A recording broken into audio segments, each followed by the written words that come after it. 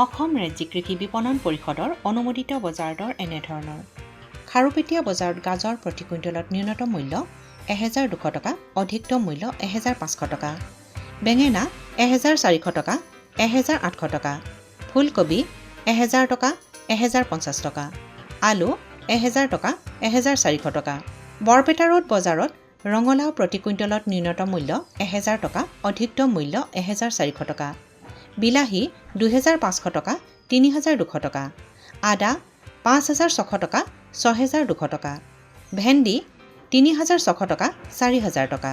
শিৱসাগৰ বজাৰত তিতাকেৰেলা প্ৰতি কুইণ্টলত ন্যূনতম মূল্য ৪,৪০০ টকা, অধিকতম মূল্য ৪,৬০০ টকা, জলকীয়া ৯,০০০ টকা, ১১,০০০ টকা, ভেন্দি ২,৪০০ টকা, ২,৭০০ টকা, আলু ১,০০০ টকা, ১,৪০০ টকা। নলবাৰী বজাৰত কেপচিকাম প্ৰতি কুইণ্টলত ন্যূনতম মূল্য ২,৪০০ টকা, অধিকতম মূল্য ৩,০০০ টকা, ৰঙালাও ১,১০০ টকা, ১,৩০০ টকা, বিলাহী ১,৮০০ টকা, ২,২০০ টকা, বেঙেনা ১,৪০০ টকা, ১,৮০০ টকা।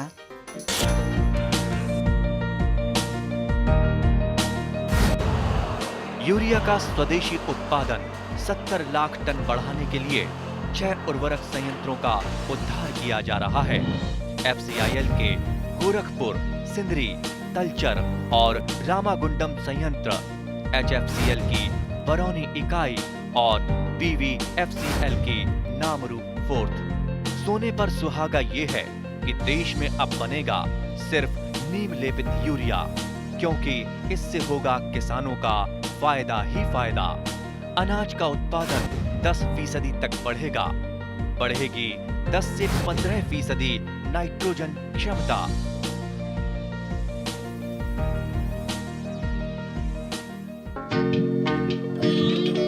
অসমৰ মাটি আৰু জলবায়ু ধান, মাহ, সৰিয়হ, ঘেঁহু, কুঁহিয়াৰ আদি শস্যৰ লগতে মাকৈ খেতিৰ বাবেও বৰ উত্তম। এই মাকৈ শস্য মানৱ দেহৰ পৰিপুষ্টি সাধন কৰাৰ লগতে পশুধনৰ খাদ্য হিচাপেও ব্যৱহাৰ কৰা হয়। ধান, মাহ, সৰিয়হ আদিৰ দৰে মাকৈও এবিধ ব্যৱসায়িকভাৱে অতিশয় গুৰুত্বপূৰ্ণ শস্য। সেইবাবেই মাকৈ শস্যৰ ক্ষেত্ৰ সম্প্ৰসাৰণ আৰু উৎপাদন বৃদ্ধিয়ে ৰাজ্যখনৰ কৃষি অৰ্থনীতি সবল কৰাত অৰিহণা যোগাব পাৰে। দানাজাতীয় শস্যসমূহৰ ভিতৰত অতিশয় সম্ভাৱনাপূৰ্ণ এই মাকৈ শস্য কৃষকৰ মাজত বৰ জনপ্ৰিয় হোৱা দেখা গৈছে। ৰাজ্যখনৰ আন আন জিলাৰ লগতে দৰং জিলাৰ বিভিন্ন অঞ্চলৰ কৃষকসকলে মাকৈ শস্যৰ খেতি ব্যৱসায়িকভাৱে কৰা দেখা যায়। মাকৈ খেতিৰ পৰা অধিক উৎপাদন পাবলৈ কৃষকসকলে উন্নত মানৰ অধিক উৎপাদনক্ষম জাত আৰু বৰ্ণসংকৰ দুয়োবিধ জাতেই ব্যৱহাৰ কৰা দেখা যায়। দলগাঁও কৃষি মহকুমাৰ অন্তৰ্গত ১ নং মাজগাঁও নামৰ গাঁওখনৰ এজন প্ৰগতিশীল যুৱ কৃষক মুজিবৰ ৰহমানে ২ বিঘা মাটিত বৰ্ণসংকৰ জাতৰ সঁচ ব্যৱহাৰ কৰি মাকৈৰ খেতি কৰা দেখা গ'ল। ব্যৱসায়িকভাৱে কৰা মাকৈ খেতিডৰাৰ কৃষি কাৰ্য, প্ৰতিপালন আৰু বিপণন সম্বন্ধে প্ৰগতিশীল যুৱ কৃষক মুজিবৰ ৰহমানে আমাক এইদৰে কয়। আপুনি মাকৈ খেতি কৰিছে? কৰিছে।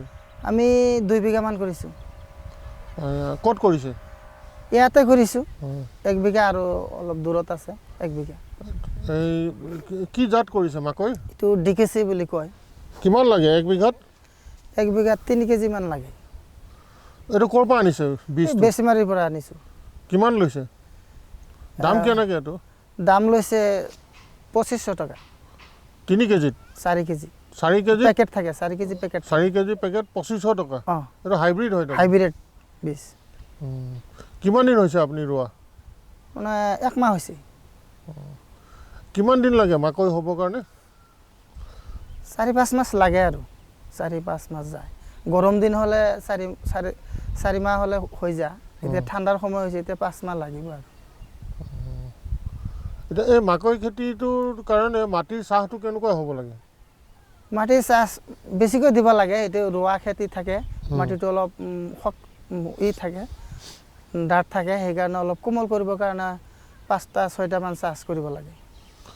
ইয়াত সাৰ দিছে, গোবৰ দিছে? গোবৰ দিয়া নাই, মানে এই মাটি সাৰ আৰু কিছুমান ইউৰিয়া আৰু হেৰি কি পটাছ, এই তিনিটা দিছোঁ। এইটো কেতিয়া দিছে? গুটি লগোৱাৰ আগত দিছোঁ এইটো। তাৰপিছত গুটি লগাইছে? অঁ। পানী দিছে নাই? পানী দিয়া নাই, দিব লাগিব এতিয়া। পানী দিয়াৰ ব্যৱস্থা কি আছে আপোনাৰ? হুণ্ডাৰে দিওঁ আমি, বৰিঙৰ পৰা হুণ্ডা দি পানী দিওঁ। মাকৈ খেতিৰ বাবে পানী জমা নোহোৱা বালিচহীয়া পলসুৱা মাটি নিৰ্বাচন কৰিব লাগে। নদীৰ অৱবাহিকা অঞ্চলৰ পলসুৱা মাটি এই খেতিৰ বাবে বৰ উপযোগী। মাকৈ খেতি বছৰটোৰ দুয়োটা বতৰতে, অৰ্থাৎ খাৰিফ আৰু ৰবি দুয়োটা শস্যৰ বতৰতে কৰিব পৰা যায়। মাকৈ খেতিৰ বাবে বিঘাই প্ৰতি ৩ কিলোগ্ৰাম বীজৰ প্ৰয়োজন হয়।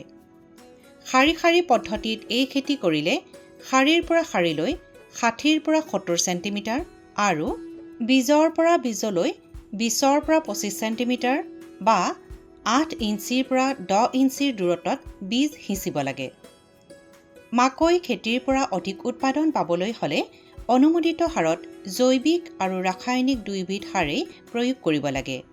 মাকৈ খেতিত বিঘাই প্ৰতি প্ৰয়োগ কৰিবলগীয়া জৈৱিক আৰু ৰাসায়নিক সাৰৰ পৰিমাণ হ'ল এনেধৰণৰ: পচন সাৰ বা গোবৰ ৬ কুইণ্টল, ইউৰিয়া সাৰ ১৮ৰ পৰা ২৪ কিলোগ্ৰাম, একক super phosphate ৩৩ kilogram, muriate of potash ৮ kilogram. ১ নং মাজগাঁও নামৰ গাঁওখনৰে আন এজন প্ৰগতিশীল কৃষক তফিকুল ইছলামে বৰ্ণশংকৰ জাতৰ বীজ ব্যৱহাৰ কৰি এবিঘা মাটিত মাকৈৰ খেতি কৰা আমাৰ পৰিলক্ষিত হয়।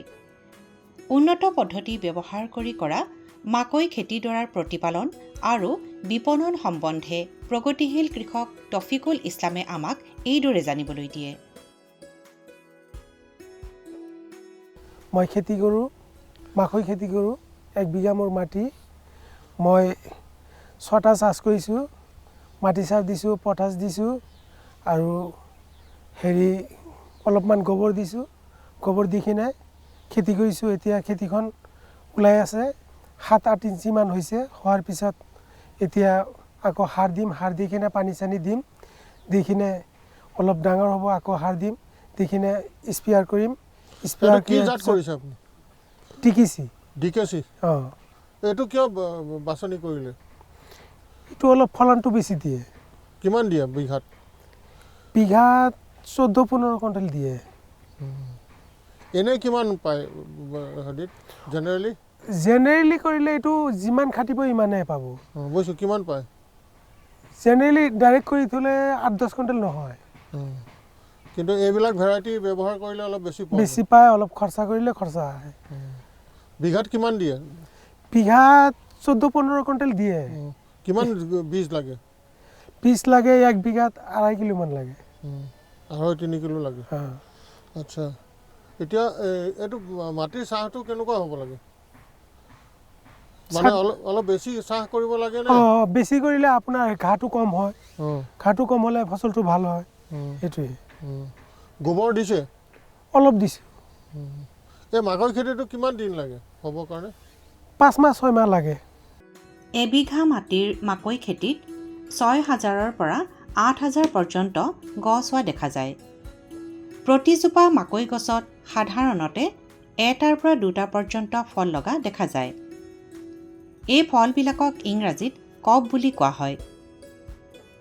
উন্নত কৃষি পদ্ধতি ব্যৱহাৰ কৰি মাকৈৰ খেতি কৰিলে বিঘাই প্ৰতি 12 কুইণ্টেলৰ পৰা 16 কুইণ্টেল বা ততোধিক পৰ্যন্ত মাকৈৰ উৎপাদন পাব পৰা যায়। মাকৈ ফলবোৰৰ ঢাকনি পাতবোৰ পাতল হালধীয়া বৰণৰ হৈ অহাৰ লগে লগে ফলবোৰ ছিঙিব লাগে। গোটেই গছজোপা সম্পূৰ্ণ শুকোৱাৰ পাছত শস্য চপালে উৎপাদন হ্ৰাস পোৱাৰ সম্ভাৱনা থাকে। মাকৈৰ ফলবিলাক ছিঙি অনাৰ পিছত বাকী থকা সম্পূৰ্ণ গছজোপা কৃষকসকলে উৎকৃষ্ট পশুখাদ্য হিচাপে ব্যৱহাৰ কৰা দেখা যায়। মাকৈ খেতিৰ সম্ভাৱনীয়তা, উন্নত কৃষি পদ্ধতি আৰু বিপণন সম্বন্ধে দৰং জিলা কৃষি বিভাগৰ অন্তৰ্গত বেচিমাৰী উন্নয়ন খণ্ডৰ আত্মা আঁচনিৰ খণ্ড প্ৰযুক্তি প্ৰবন্ধক বা ব্লক টেকন'লজি মেনেজাৰ নিতুল কলিতাই আমাক এইদৰে ব্যক্ত কৰে। সাধাৰণতে আমাৰ মাকৈ খেতি কৰা যিখিনি কৃষক আছে তেওঁলোকে বৰ্ণসংকৰ জাতখিনি বাছনি কৰা যায় আৰু মাকৈ খেতি কৰাৰ সময়খিনি আমাৰ যদিও ৰবি সময় আৰু খাৰিফ সময় দুটা বা জেইদ সময় অৰ্থাৎ বছৰৰ গোটেইকেইটা সময়তে আজিকালি কৃষকসকলে মাকৈ খেতি কৰিছে গতিকে আমাৰ বৰ্তমান যিটো ৰবিৰ বতৰত আপোনাৰ মাকৈ খেতি যদি কৃষকসকলে কৰে তেতিয়া তেওঁলোকে ছেপ্টেম্বৰৰ পৰা নৱেম্বৰৰ 15 তাৰিখৰ ভিতৰত যদি তেওঁলোকে গুটিটো সিঁচিব পাৰে তেতিয়াহ'লে মানে কি তেওঁলোকৰ উৎপাদনটো যথেষ্ট ভাল পোৱা দেখা যায় কাৰণ নৱেম্বৰৰ 15 তাৰিখৰ পিছত কি হয় মাকৈ খেতিটো আপোনাৰ মানে কি হয় যদি গুটিটো সিঁচায় তেতিয়া বাঢ়ি অহাত অকণমান অসুবিধা হয় যিটোকে ঠাণ্ডাটো অকণমান বেছিকৈ নামি আহে গতিকে আমাৰ কৃষকসকলে নৱেম্বৰৰ শেষৰ পিনে যদি কিবা কাৰণত কৰে তেওঁলোকে DKC জাতবোৰ তেওঁলোকে ব্যৱহাৰ কৰিব পাৰে আৰু আগতে যদি আপোনালোকে মানে যিবোৰ খেতিয়ক কৰিব তেওঁলোকে আপোনাৰ পায়নিয়াৰ জাত বা অন্যান্য জাতবোৰ তেওঁলোকে ব্যৱহাৰ কৰিব পাৰে গতিকে সাধাৰণতে দূৰত্ব আপোনাৰ 60 চেণ্টিমিটাৰ আপোনাৰ দুটা শাৰীৰ মাজত আৰু 25 চেণ্টিমিটাৰ এটা গুটিৰ মাজত এটা গুটি দিব পাৰে আৰু আজিকালি কৃষকসকলে এটা কৈছে যে বজাৰত কিছুমান চিড ড্ৰিলাৰ ওলাইছে যে চিড ড্ৰিলাৰবোৰ মানে তেওঁলোকৰ ডিষ্টেঞ্চটো দিয়াই থাকে গুটিবোৰ তাত দিলে হ'ল আৰু কৃষকজনে তেওঁলোকে মানে জাষ্ট চলাই গ'লে হ'ল আৰু চিড ড্ৰিলাৰখনে গুটিবোৰ পেলাই যায় নিৰ্দিষ্ট দূৰত্ব গুটিখিনি পেলাই যাব গতিকে এই ক্ষেত্ৰত কৃষকসকলে যেতিয়া সাৰৰ ক্ষেত্ৰত দেখা যায় যে যদিও কৃষকসকলে যথেষ্ট পৰিমাণৰ ইউৰিয়া ছুপাৰ পটাছ দিয়ে তথাপিও বিঘাই প্ৰতি 24 কেজি ইউৰিয়া 33 কেজি আপোনাৰ ছিংগল ছুপাৰ ফছফেট আৰু পটাছ আপোনাৰ 8 কেজি তেওঁলোকে দিব পাৰে বিঘাই প্ৰতি আৰু ইউৰিয়াৰ ক্ষেত্ৰত দুটা ড'জত তেওঁলোকে দিব পাৰে প্ৰথমতে আধা অৰ্থাৎ 50% 12 কেজি তেওঁলোকে প্ৰথম অৱস্থাত হাল বোৱাৰ আগতে দিব পাৰে হাল মানে গুটি চপোৱাৰ আগে প্ৰথম বা দ্বিতীয় চাহ বৰাৰ পিছত আৰু পিছৰ যিখিনি ইউৰিয়া আপোনাৰ 15-25 দিনৰ গুটি গজালি মেলি অহাৰ পিছত 25 দিনমানৰ ভিতৰত তেওঁলোকে দিব পাৰে আৰু দ্বিতীয় কথাটো হৈছে কি যে পানীৰ ক্ষেত্ৰত মাকৈ আটাইতকৈ প্ৰয়োজনীয় হৈছে পানী যে ইৰিগেশ্যন ব্যৱস্থাটো যদি নাথাকে তেতিয়াহ'লে মাকৈ খেতি আপোনাৰ উৎপাদনটো ভাল নহয় গতিকে পানীৰ ক্ষেত্ৰত তেওঁলোকে কি কৰিব পাৰে 30 পৰা 35 দিনত এবাৰ আৰু দ্বিতীয়বাৰ তেওঁলোকে 45 বা 50 দিনত আৰু তৃতীয়বাৰ তেওঁলোকে পানী যদি দিয়াৰ ব্যৱস্থা কৰে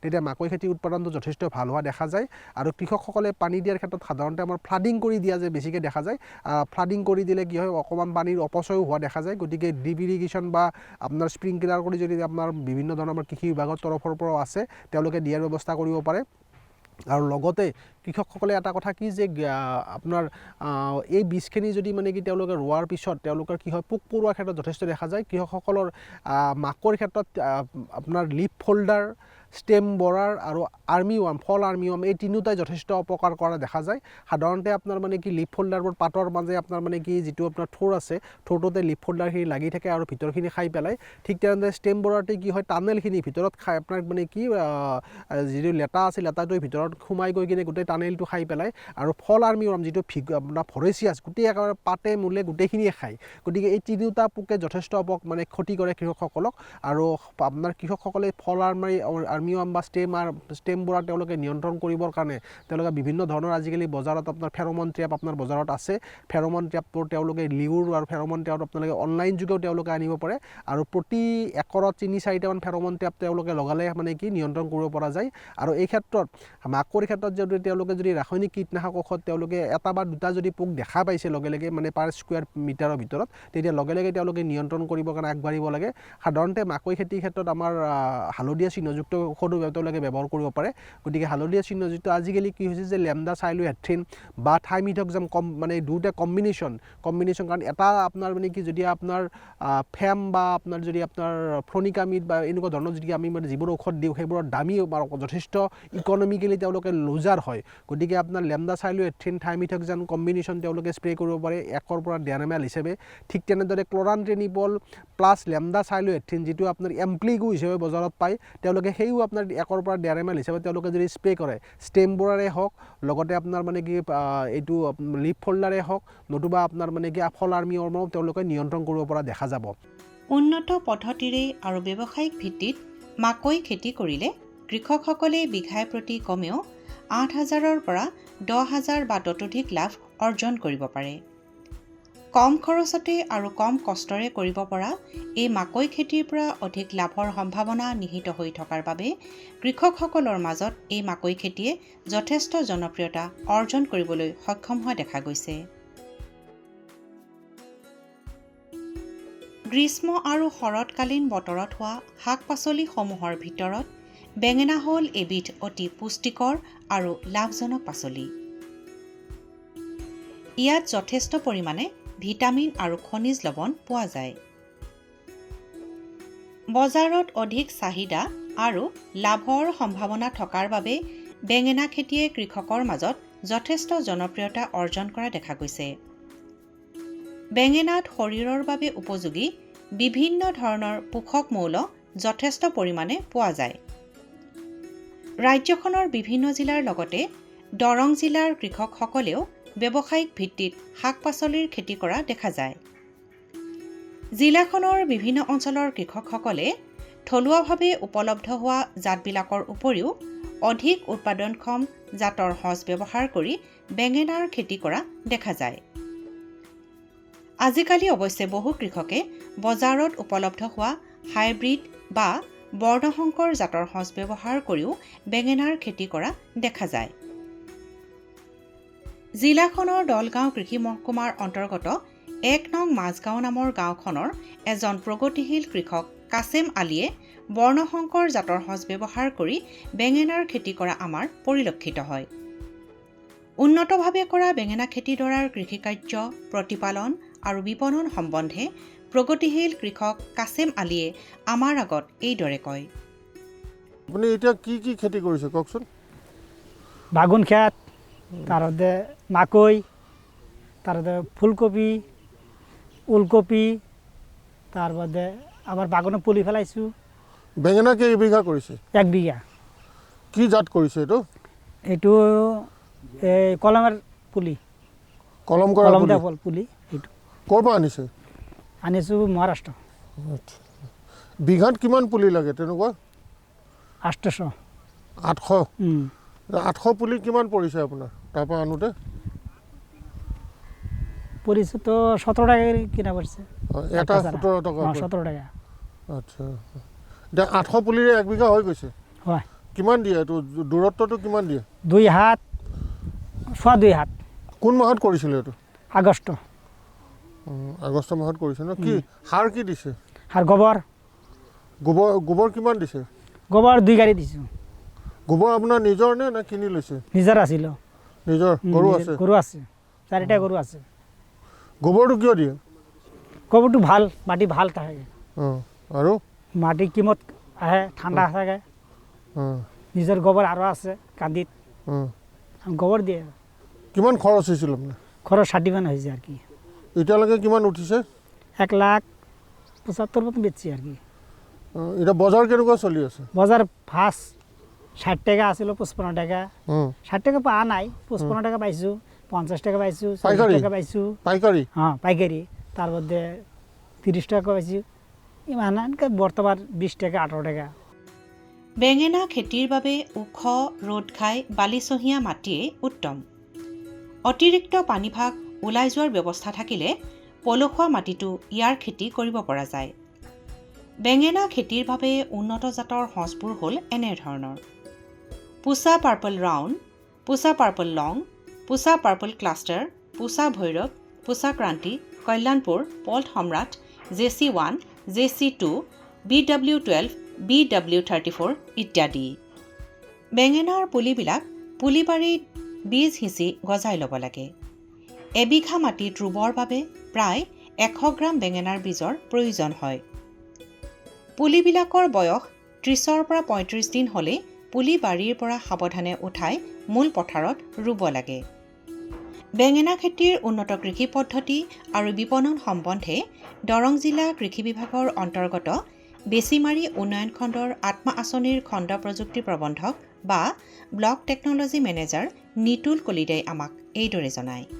সাধাৰণতে আমাৰ মানে কি যেতিয়া শাক পাচলি লগোৱা যায়, শাক পাচলি লগোৱাৰ ক্ষেত্ৰত কৃষকসকলে 3টা কথা আটাইতকৈ গুৰুত্বপূৰ্ণ কথা, যে শাক পাচলিত আমাৰ যিহেতুকে আমাৰ শাক পাচলিখিনি আমাৰ সোনকালে হয়, অৰ্থাৎ 3 মাহ বা 4 মাহৰ ভিতৰতে হয়, গতিকে তাত ৰাসায়নিক ঔষধ ব্যৱহাৰ কৰোঁতে সদায় সেউজীয়া বা নীলা চিহ্নযুক্ত ৰাসায়নিক ঔষধেই ব্যৱহাৰ কৰিব লাগে। হালধীয়া চিহ্নযুক্ত ৰাসায়নিক ঔষধ যাতে কৃষকসকলে ব্যৱহাৰ নকৰে, গতিকে এই ক্ষেত্ৰত কৃষকসকলে এটা বিনম্ৰতাৰ অনুৰোধ জনাইছোঁ। গতিকে কৃষকসকলে প্ৰথমতে সদায় পোনপ্ৰথমে প্ৰথমে আপোনাৰ সেউজীয়া চিহ্নযুক্তহে মানে তেওঁলোকে ব্যৱহাৰ কৰা উচিত। আৰু যদি তেওঁলোকৰ কিবা কাৰণত যদি সেউজীয়া চিহ্নযুক্ত বেমাৰত মানে ঔষধত তেওঁলোকৰ কণ্ট্ৰল হোৱা নাই, তেতিয়াহ'লে তেওঁলোকে নীলা চিহ্নযুক্ত ঔষধ তেওঁলোকে ব্যৱহাৰ কৰিব পাৰে। গতিকে এই ক্ষেত্ৰত দেখা যায় যে বেঙেনা খেতিত আটাইতকৈ মানে কি নষ্ট কৰা পোকটো হৈছে শ্বুট এণ্ড ফ্ৰুট বৰাৰ।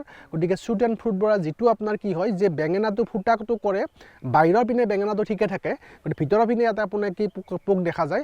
আৰু কেতিয়াবা কি হয় যে বেঙেনাটো যেতিয়া আপোনাৰ আগটো লেৰেলি গৈছে, আগটো লেৰেলি যোৱা দেখা যায়। গতিকে আগটো লেৰেলি গ'লে কৃষকসকলে ভাবে যে তাত কিবা বেমাৰ লাগিল নে কিবা লাগিল। যেতিয়া তেওঁলোকে আগটো ভাঙি দিয়া সময়ত তেওঁলোকে দেখিব যে এটা লেটা পোকাৰ নিচিনা ধুনীয়া পোক এটা তাত ভিতৰত সোমাই থাকে, আৰু সেই পোকটোৱে কি কৰে ভিতৰলৈ সোমাই গৈ কিনে গোটেইখিনি খাই পেলায়। গতিকে এই ক্ষেত্ৰত দেখা যায় যে এই শ্বুট এণ্ড ফ্ৰুট বৰাৰ বেমাৰটো যথেষ্ট মানে কি ক্ষতিদায়ক।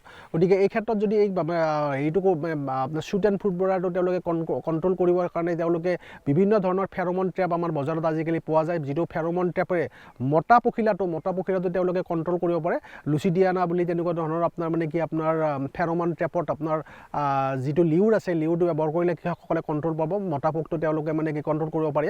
যদি কিবা কাৰণত যদি আপোনাৰ ফেৰমন ট্ৰেপত তেওঁলোকে কণ্ট্ৰল নহ'লেও যদি সেউজীয়া চিহ্নযুক্ত তেওঁলোকে ৰাসায়নিক ঔষধ তেওঁলোকে ব্যৱহাৰ কৰিব লগা হয়, তেতিয়াহ'লে কি কৰিব লাগে কৃষকসকলে বজাৰত আমাৰ ফ্লুবেণ্ডামাইড বুলি ঔষধ আছে, ফেম বায়াৰ কোম্পানীৰ ফেম বুলি পোৱা যায়, ক্লৰানট্ৰেনিবল আছে, ক্লৰানট্ৰেনিবল তেওঁলোকে ব্যৱহাৰ কৰিব পাৰে। এইবোৰ হৈছে আপোনাৰ মানে কি আপোনাৰ সেউজীয়া চিহ্নযুক্ত, আৰু এইবোৰ তেওঁলোকে ব্যৱহাৰ কৰিলে 4 বা 5 ml প্ৰতি 10 লিটাৰ পানী হিচাপত তেওঁলোকে যদি স্প্ৰে কৰাৰ সময়ত তেওঁলোকে মানে কি কৰিব লাগে, সদায় ৰাতিপুৱা ভাগত 8 বজাৰ 9 বজাৰ ভিতৰতে তেওঁলোকে স্প্ৰে কৰিব পাৰে, আৰু নতুবা আবেলি সময় 3 বজাৰ পিছত তেওঁলোকে স্প্ৰে কৰিব পাৰে। গতিকে এই দুটা ঔষধ তেওঁলোকে যদি সেউজীয়া চিহ্নযুক্ত ঔষধ তেওঁলোকে ব্যৱহাৰ কৰিব পাৰে, বা আপোনাৰ মানে কি যদি নীলা চিহ্নযুক্ত তেওঁলোকে ব্যৱহাৰ কৰিব পাৰে। কেতিয়াবা কি হয় কৃষকসকলে ফ্লুবেণ্ডামাইডে হওক বা ফেম যিটো কৈছোঁ ক্লৰানট্ৰেনিবল, সেই ঔষধকেইটা কি হয় অকণমান কি হয় কষ্টলি হয়। গতিকে যেতিয়া আপোনাৰ ইকনমিকেলি অৰ্থনৈতিকভাৱে অকণমান বেছি দাম বাঢ়ি যায়, গতিকে তেওঁৰ ক্ষেত্ৰত যদি নীলা চিহ্নযুক্ত তেওঁলোকে ব্যৱহাৰ কৰিব পাৰে। গডৰেজ কোম্পানীৰ এটা আছে মানে গ্ৰেচিয়া ঔষধটো যথেষ্ট ভাল কাম কৰে। তাৰ ভিতৰত তেওঁলোকে গ্ৰেচিয়া ঔষধটো নীলা চিহ্নযুক্ত, বা তেওঁলোকে আজিকালি কি কৰিব পাৰে গুণ্ঠুৰ বুলি এটা ঔষধ আছে মানে UPL কোম্পানীৰ, যিটোত আপোনাৰ নভালিউৰন লগত আপোনাৰ ইমামেক্টিন বেনজয়েড থাকে। সাধাৰণতে যদি ইমামেক্টিন বেনজয়েডটো যদি অকলে স্প্ৰে কৰে সেইটো হালধীয়া হয়, কিন্তু লগত যিহেতুকে নভালিউৰন থাকে, গতিকে নভালিউৰন আৰু আপোনাৰ মানে ইমামেক্টিন বেনজয়েড যিটো কমপ্লেক্স হোৱাৰ লগে লগে সেইটো নীলা চিহ্নযুক্তলৈ নামি আহে। গতিকে এই ঔষধটো তেওঁলোকে প্ৰতি লিটাৰ পানীত আপোনাৰ 1 পৰা 1.5 ml তেওঁলোকে দি পেলাই স্প্ৰে কৰিলে আপোনাৰ STM যিটো আমাৰ মানে কি শ্বুট এণ্ড ফ্ৰুট বৰা আছে সেইটো আপোনাৰ কণ্ট্ৰল হোৱা দেখা যায়। উন্নত জাতৰ সঁচ, আধুনিক বিজ্ঞানসন্মত কৃষি প্ৰযুক্তি কৌশলৰ প্ৰয়োগ কৰি বেঙেনাৰ খেতি কৰিলে কৃষকসকলে ইয়াৰ পৰা অধিক আয় লাভ কৰিবলৈ সক্ষম হ'ব। किसान भाइयों गांठ बांध लो बहुत है काम की, समृद्धि के पैगाम की। मिट्टी के मिजाज को समझो, मिट्टी के हर राज को समझो, मिट्टी की तुम जांच कराओ, मुफ्त सॉइल हेल्थ कार्ड ले जाओ। कभी मुनासिब बीज लगाओ, सही किस्म की खाद ले आओ, जितनी जरूरी उतनी डालो, सही मात्रा खुद पहचानो, इसको अपना मंत्र बना लो, मिट्टी की सेहत तो जानो।